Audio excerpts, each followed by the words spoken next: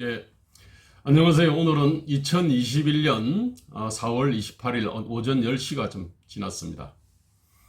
4.7 재보선 이후에 그 자유민주당과 정규재, 그 김대호의 진로에 대해서 관심을 많이 가지고 있는 분들이 제법 있는 거로 알고 있습니다. 거기에 대해 가지고 좀 앞으로 말씀을 드리려고 합니다.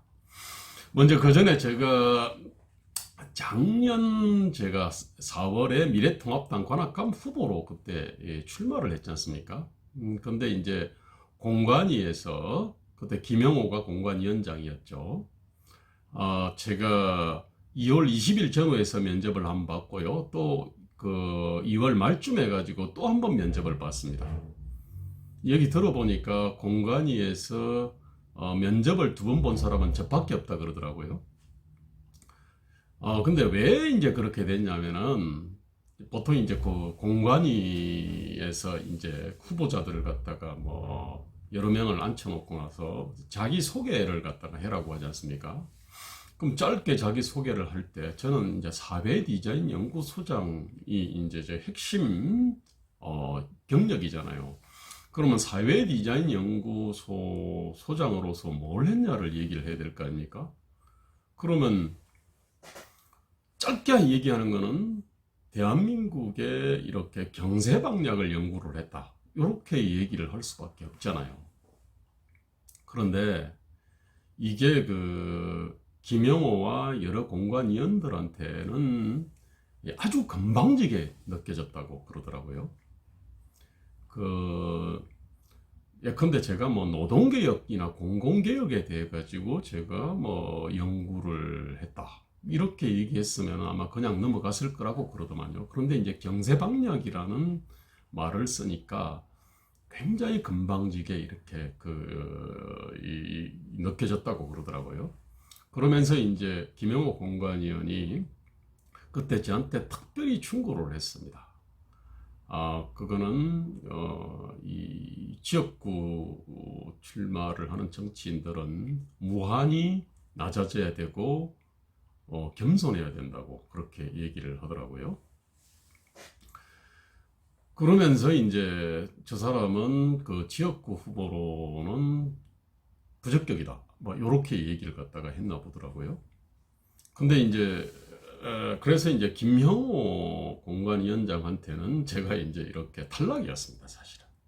물론 이제 같이 있는 사람들도 다 탈락이었죠. 그런데 이제 저의 어떤 가치와 인생을 아는 공관위원들이 여러 명이 있다 보니까 그 사람들이 김용호 위원장을 설득을 해서 또 한 번의 이제 면접을 더 보도록 그렇게 얘기를 했어요. 아니, 당연히 저도 이제 짧게 이제 소개를 하면은 제가 사회디자인 연구소장으로서 경제방략을 연구를 했다, 요 얘기를 빼놓을 수가 없잖아요. 그러니까 또 이제 경제방략을 갖다가 연구했다 그러니까 또 이렇게 쏘고 뒤집어졌다, 또 그렇게 얘기하더라고요. 그때 참, 근데 이제 물론 첫 번째 제가 뭐 당신 뭐 경제방략이라는 말을 갖다가 써서 탈락을 했다, 요렇게 얘기를 갖다 하지는 않았으니까요. 사람이 건방져 보인다, 뭐 이제 요렇게 이 얘기를 했다고 하니까 그 건방짐의 어떤 내용이라는 것이 뭔지 저는 뭐 알 수가 없지 않습니까? 근데 뒤에 보니까 이제 제가 이제 경제방략이라는 그 말을 써가지고 굉장히 건방지게 느껴졌다, 뭐 이렇게 얘기를 하더라고요. 물론 이제 그 나중에 그런 얘기 하더라고요. 저하고 친한 공관위원이 저희가 500명 이상의 이 공천 신청자들을 대상으로 면접을 했는데 저처럼 거침없게 얘기를 하는 사람, 당당하게 얘기하는 사람을 본 적이 없다고 그렇게 얘기를 하더라고요. 근데 이제 그것이 아마 이제 그 건방지게 느껴지는 것 같아요. 어쨌든 뭐 우유곡절 끝에 제가 이제 그 관악갑의 공천을 받았습니다. 아마 거기는 제가 1순위는 아니었죠. 원래 이혜훈 의원을 꽂으려고도 해봤고, 그 다음에 이정현 의원을 꽂으려고도 해봤다고 뒤에 들었습니다. 그런데 이제 그 사람들이 다 고사를 하니까 제가 뭐 거기에 여러 가지 이제 좀 연고도 좀 있고 2012년에 제가 또 거기서 그 민주통합당의 그때 예비 후보로 이렇게 제가 나섰고 나중에 이제 유기용 씨하고 저하고 제가 이제 경선을 해서 제가 이제 졌죠. 뭐 그래 가지고 이제 그러저런 인연을 종합을 해서 저를 관악갑에 공천을 했습니다. 근데 제가 이제 참 그때 느껴지는 게 그 이 개념이라고 하는 거 있잖아요. 개념이라고 하는 거는 세상을 보는 이 프레임이잖아요. 또는 세상을 보는 안경인데 이 개념이 없으면 세상을 좀 이렇게 착하게 또렷하게 못 보는 측면이 있습니다. 저는 한국에서 그 한국 정치에서 경세라는 말 또는 경세가 또는 경세방략이라는 말이 실종됨으로 인해 가지고 한국 정치가 그 후진성을 면치 못하는 여러 가지 이유 중에 이것도 지금 있다고 생각을 합니다. 그 원래 이제 이 정치판에서 이 정치가를 낮춰 부르는 이름이 정치꾼입니다. 그리고 이제 이 정책 전문가를 낮춰 부르는 이름이 정책광입니다. 이게 그 물론 이제 정치꾼이라고 하는 말의 어떤 뉘앙스 있지 않습니까? 그 뉘앙스는 이제 좀 다양한데 지금 이제 우리 눈에 보이는 어떤 그 대표적인 정치꾼이 이제 그 김종인 씨입니다. 이게 이분은 어떤 대한민국의 이 국가 비전 전략 또는 어떤 경제 방향에 대한 어떤 고민들은 굉장히 아주 그 일천합니다. 그거는 그 사람의 말이나 그 사람이 쓴 책을 보면은 뭐 이렇게 뚜렷하게 드러납니다. 이게. 자, 근데 문제는 이제 이 정책광이라고 하는 건데 사실은 그 우리 교수나 우리 국정연구소의 어떤 연구자들은 자기 분야에서 나름대로 좀 이 정책 그 연구들을 많이 했죠, 사실은. 그런데 이제 정치라고 하는 게 이게 가치의 우선순위를 설정을 갖다가 하는 거지 않습니까? 그 다음에 가치와 가치의 충돌을 조정하고 제도와 제도의 충돌, 정책과 정책의 충돌, 제도와 환경의 어떤 충돌. 그 환경이라면 국제 정치 환경도 있고, 그다음에 오래된 섭속도 있고, 경로 오전송 등도 있죠. 어쨌든 이 정치가라고 하는 사람은 이 가치의 우선순위를 이렇게 설정하는 것이 대단히 중요한데, 예컨대 노동권과 재산권이 충돌한다. 그러면 이 충돌을 갖다가 조정하는 어떤 그 균형점은 이 시대에 따라서 다르지 않습니까? 지금 마치 그 20대 여성과 20대 남성의 어떤 그 권리의 충돌, 이거와 관련해서도 이제 조정을 잘 못하니까 반페미니즘 정서가 확산되고 뭐 그렇지 않습니까? 근데 어쨌든 가치의 우선순위를 설정하는 거다. 라고 얘기하면은 대부분의 사람들이 정치에 관심 있는 사람들이 다 이렇게 고개를 끄덕입니다. 그런데 가치 우선순위를 설정하려고 하면은 가치 전체를 알아야 되지 않습니까? 다 알 수는 없지만은 그래도 어떤 이 정치가 추구하는 가치, 국가가 추구하는 어떤 가치 전반에 대해서 사실은 알아야 됩니다. 이게. 그런데 이제 이 부분에 대해 가지고는 의외로 사람들이 고민을 갖다가 별로 해보질 않았습니다. 사실은 정치가는 강령적 고민들을 해야 되거든요. 그 강령이라고 하면은 거기는 크게 보면 뭐 안보, 질서, 그 다음에 어떤 이 경제 성장, 이게 이제 세 가지 축이지 않습니까? 이게. 근데 그것을 이렇게 쭉 펼쳐놓고 나면은 이제 외교, 안보, 경제, 고용, 뭐 교육, 사법, 뭐 그 다음에 뭐 지방자치, 뭐 등등등 이렇게 쫙 그냥 이점에 지금 정부 부처들의 각각의 업무로 쫙 펼쳐지고, 그 다음에 가치로 본다 그러면은 아까 이제 안보, 그 다음에 성장, 통합, 뭐 공정, 뭐 이제 이런 수많은 가치들로 이렇게 쫙 이게 붕괴가 됩니다. 그런데 그 우리가 얘기하는 어떤 전문가라는 사람들, 그 사람들은 자기 분야를 깊이 파 들어간 사람들이죠. 어떻게 보면은 일종의 그 자기 분야의 우물을 깊이 파고 들어가 있는 사람입니다. 그러니까 일종의 우물안 개구리적 속성들을 가질 수밖에 없잖아요.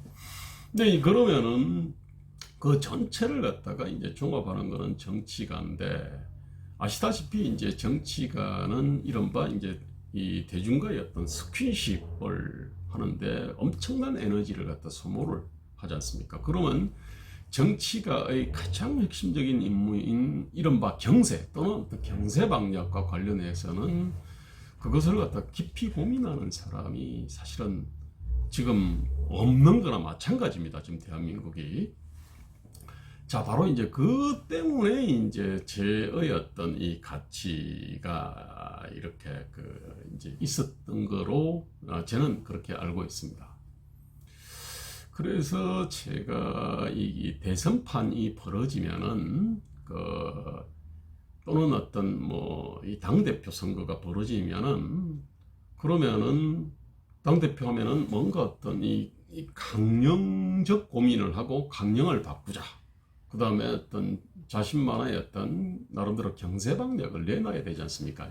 그런데 그런 고민을 한 사람이 없다 보니까 이제 뭐 참모들한테 이제 그런 고민을 갖다 호소를 하면은 김대호를 한번 만나서 이 얘기를 한번 쭉 들어보시라. 요렇게 이제 참모들이 이제 그 조언을 합니다. 그래가지고 제가 이제 2008년, 9년, 10년, 11년, 12년 이 점에서 그래서 제가 문재인을 만나고 정세균을 만나고 손학규를 만나고 유시민을 만나고 김부겸을 만나고 김두관, 안희정, 송영길 등을 이렇게 만나게 된 겁니다. 거기서 이제 한 두세 시간에 걸쳐 가지고 제가 이제 제가 생각하고 제가 고민했던 이제 경제 방향을 펼친 거죠. 일종의 이게 과외지도 비슷한 겁니다, 이게. 자, 그런데 지금 저는 그 한국 정치의 어떤 이 혼미 내지 어떤 이 저열함의 뿌리에는 정치가들이 경제 방향을 갖고 있지, 경제 방향이 일천한 상태에서 권력을 추구하고 또 권력을 갖다가 쥐는 데 있다고 저는 그렇게 생각합니다. 또 다른 한편으로는 한국의 어떤 이 정치가들을 이 여러 가지에 지원하는 사람들이 보면 예컨대 정무적인 어떤 이 판단과 관련해서 이걸 지원하는 사람들은 제법 있습니다. 정치 컨설턴트들이 그런 사람들이잖아요. 그리고 또 정치 비평도 보면 거의 어떤 그런 정무적 어떤 언행에 집중되어 있습니다. 경제방역 자체를 이렇게 자문하는 사람은 사실은 없습니다. 뭐 특정 분야의 어떤 이 정치가의 발언이 있으면은 거기에 대해서 이제 전문가들이 그냥 뭐 사방에서 달려 들어가지고 이렇게 뭐 씹는 일은 많이 있습니다만은 큰 틀에서 대한민국이 어디쯤 있고 어디로 가야 되는지 그 지금 현재 무엇을 해야 되는지 수많은 어떤 가치가 충돌할 때 그리고 제도와 제도가 충돌하고 정책과 정책이 충돌하고 제도와 환경이 충돌할 때 이것을 어떻게 조절을 해야 될지에 대한 얘기를 갖다가 자문하는 사람조차도 없습니다. 이게 저는 그래서 제가 오늘도 구글에다가 제가 경제가 그 다음에 경제방향이라는 거를 이렇게 한번 쳐봤습니다. 쳐보니까 앞단에 쭉 뜨는 게 보면 제가 사배디자인 연구소 홈페이지에다가 쓴 글이에요.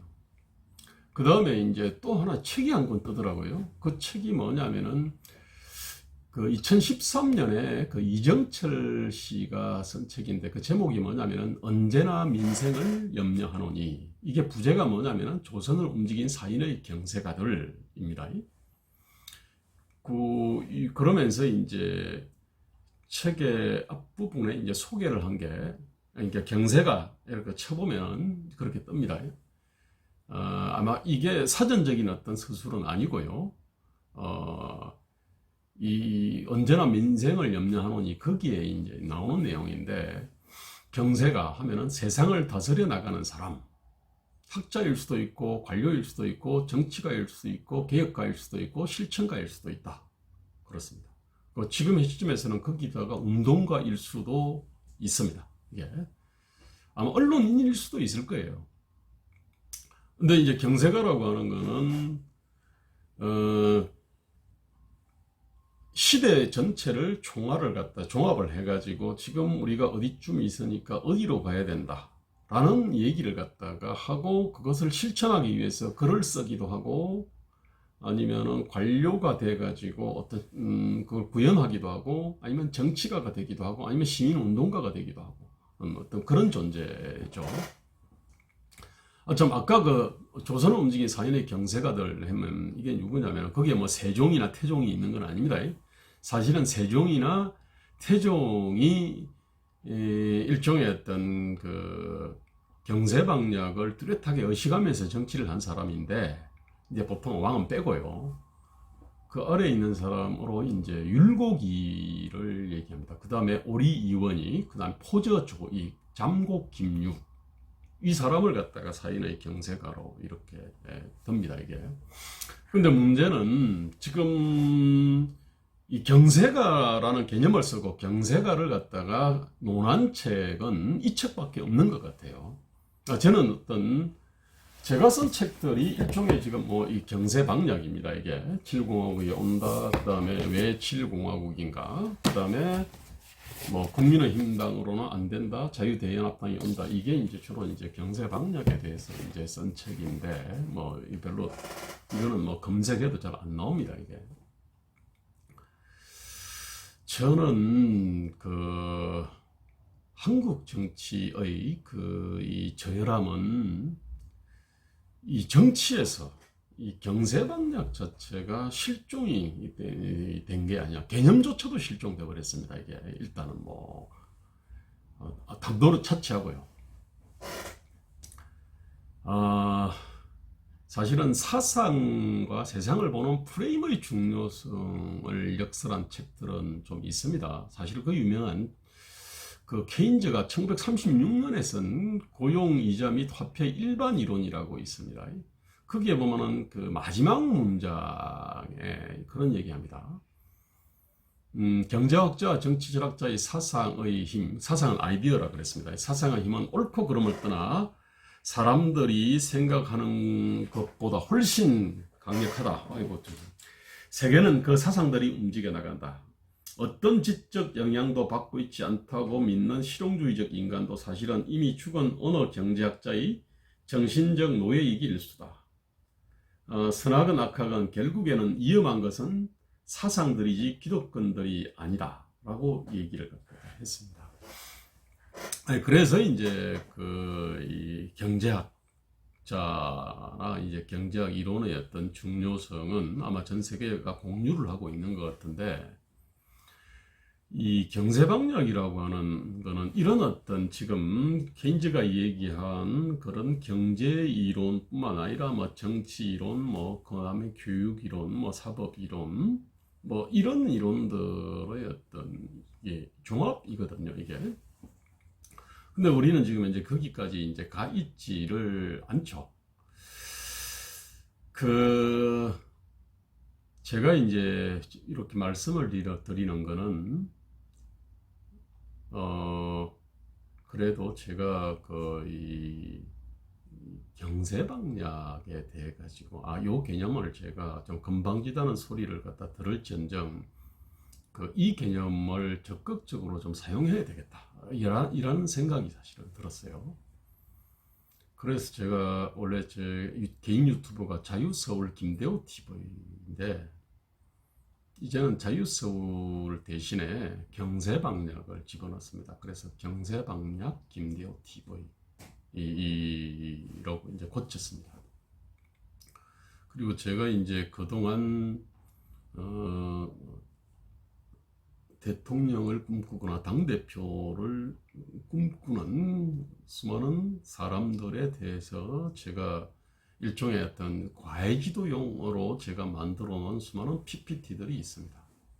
그 다음에 노동과 공공과 뭐 지방자치 뭐 이런 부분들에 대해 가지고 또 만들어 놓은 많은 어떤 PPT들이 있습니다. 그다음 뭐 불평등 양극화, 일자리 저출산, 교육, 그다음에 지방의 어떤 균형 발전 문제 등 어떤 현안에 대해 가지고 만들어 놓은 많은 PPT들이 있습니다. 사실 제가 이제 10여 년 전에도 이제 이런 그 고민들을 하고 이 강연들을 갖다가 하니까 그때도 저를 아끼는 사람들이 대통령 학교를 만들어 봐라. 물론 대통령들이 필요로 하는 어떤 교육을 해라. 이런 얘기입니다. 물론 이제 대통령들은 절대로 그 학교에 안 오겠죠. 그런데 이제 만약에 지금처럼 그러니까 유튜브를 만약에 만들어 놓는다 그러면 아마 숨어서 뭐 유튜브를 갖다가 참고하거나 뭐 그렇게는 할 수도 있겠죠. 어쨌든 이 대통령 학교를 만들으라고 하는 거는 이런 좀 일반 어떤 정책 전문가들이나 교수들한테서 좀 듣기 힘든 이 경제 방향에 대해 가지고 좀 펼쳐서 대통령을 하고 싶은 사람들이 숨어서라도 좀 보게 해라. 그 다음에 또 하나, 그 대통령에 대한 관심이 많지 않습니까? 그러면 일반 대중들이 그러면은 볼 거 아닙니까? 대통령의 머리에는 무엇이 이렇게 들어가는지. 그거는 사실은 일반 기업인들이나 일반 어떤 유권자들도 관심이 있는 사항이죠. 그래서, 대통령한테 그 이 과외 지도를 갖다가 하는 그 내용을 보고 싶어 하는 거죠. 그래서 이제 대통령 학교라는 거를 만들어 가지고 그냥 실제 수강생은 오프라인에서는 한 명도 없겠지만 온라인에서는 실제 대통령 후보들과 그 다음에 대통령을 잘 뽑고 싶은 사람은 유권자들, 그 다음에 어떤 대통령의 어떤 이 어깨 위에 올라서 세상을 한번 이렇게 세상이 어디로 가야 되는지를 알고 싶은 그런 많은 독자들이 생길 거다. 뭐 이런 얘기를 갖다가 하죠. 자, 그래서 그래서 제가 뭐 대통령 학교를 갖다 하겠다는 건 아닙니다. 그렇지만은 그 대한민국 대통령이 무엇을 이렇게 고민해야 되고 그 다음에 무엇을 어떻게 풀어야 되는지에 대해서는 그거는 좀 유튜브를 통해 가지고 제가 이렇게 강연할 수는 있다라고 생각합니다. 앞으로 이제 그걸 하려고 합니다. 그리고 그 지방자치단체장이나 지방의원이 되고 싶어하는 그 사람들은 이제 당장 이제 내년에 이제 지방선거가 이제 있으니까 아마 그분들은 지금부터 아마 열심히 고민을 갖다가 하고 공부를 하고 있을 겁니다. 제가 뭐 이 개인적으로 이제 그런 요구들을 좀 그런 교육을 제가 개인적으로 요구를 좀 받고 있습니다. 그거는 항상 그래 왔습니다. 그거는 그래서. 지방자치 학교는 정규제주피라고 제가 그거는 이제 그 공개리에 할 생각을 갖고 있습니다. 예. 그 다음에 대통령 학교는 간판은 걸지 않겠지만은 대한민국이 어디쯤 있고 어디로 가야 되는지 그 경제 방향에 대해 가지고는 제가 그동안 했던 그 고민들을 녹여내 가지고 짧은 동영상을 통해 가지고 뭐 아마 수백 개가 아마 될 것 같은데 그것을 갖다가 본격적으로 펼쳐 나가려고 합니다. 지금도 보면 그 곳곳에서 사실은 책들은 나옵니다.